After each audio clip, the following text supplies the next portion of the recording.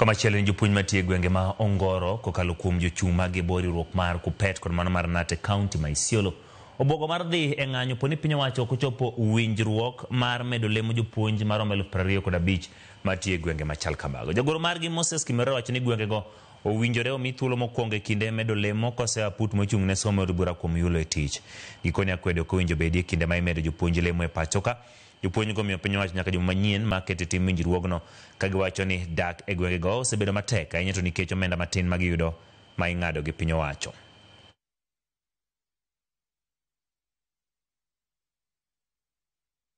The number given by TSC, each county apate number yake, share yake, fair share. So inakama we are still marginalized.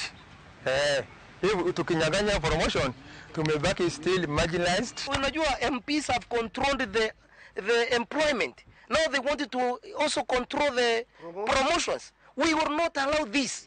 And we will not advocate for this. Whichever the means sisi kama union tutakata, we will tutaita walimu wetu na tuambie sasa hakuna kwenda class mpaka these teachers wakuwe promoted. Naomba kukasifu Parliamentary Commission kwa sababu ya kujaribu kufuta promotions zetu ambazo TSC imetupatia within due process. Naomba pia kuuliza maswali yafuatayo. Jambo la kwanza, walimu ambao wamepromotiwa wengine wako na miaka 50 na wengine wanaenda kuretire by June.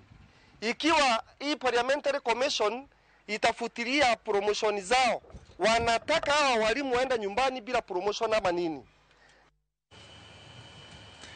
Familia apar kod aboro kuma moko 100 mayudo midhiero kaluwore kod ulama no